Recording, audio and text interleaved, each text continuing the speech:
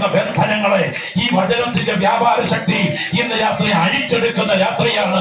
മന്ത്രപ്രയോഗത്തിനും ക്ഷുദ്രവാദത്തിനും ആ വിചാരത്തിനും ഏലസുകൾക്കും തകടികൾക്കും പ്രശസ്തി ആർജിച്ച എഫേസോസ് പട്ടണത്തെ അടക്കി വാഴുന്ന അർത്തമീസിന്റെ ശക്തിയെ ബന്ധിച്ചുകൊണ്ട് 50,000 വെള്ളിക്കാശ് വിലയുള്ള മന്ത്രവാദ ഗ്രന്ഥങ്ങൾ കൂട്ടിയിട്ട് തീ കൊടുക്കത്തക്ക വിധം പത്രോസിന്റെ പ്രസംഗത്തിന് മുൻപിൽ തുറന്നോസിന്റെ പാഠശാലയിൽ വ്യാപരിച്ച യേശുവിന്റെ കരം ഇത്രയും ദൈവമക്കൾ ജാഗരിച്ചു കൊണ്ടിരിക്കുമ്പോൾ കാട്ടാക്കട ഡിസ്ട്രിക്ട് കൺവെൻഷൻ ഗ്രൗണ്ടിൽ ചില വ്യക്തികളുടെ നിലവിളിക്ക് ഉത്തരമായി എന്റെ യേശു ഇറങ്ങുന്ന രാത്രിയാണ് എന്ന് തിരിച്ചറിയുന്ന ദൈവമക്കൾ ആത്മവ്യാപാരത്തോടെ പ്രാർത്ഥിക്കട്ടെ.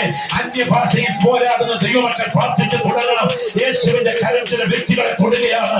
നാളെ നടത്താൻ പാതാള ശക്തികൾ നിന്റെ കുടുംബത്തിന് മേൽ കരുതി വെച്ചിരിക്കുന്ന കണികളെ ഇന്ന് രാത്രി അഴിക്കാൻ കഴിവുള്ള ദൈവശക്തിയാണ് ഈ ഗ്രൗണ്ടിൽ തിരിച്ചറിയുന്ന ദൈവമക്കൾ.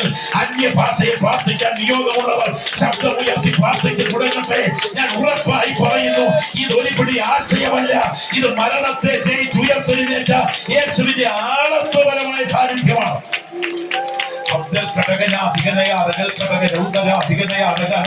പ്രാർത്ഥിച്ചു തുടങ്ങിക്കൂ. സകല ദൈവമക്കളും ആത്മാവിൽ പോരാടി പ്രാർത്ഥിച്ചു തുടങ്ങിക്കൂ.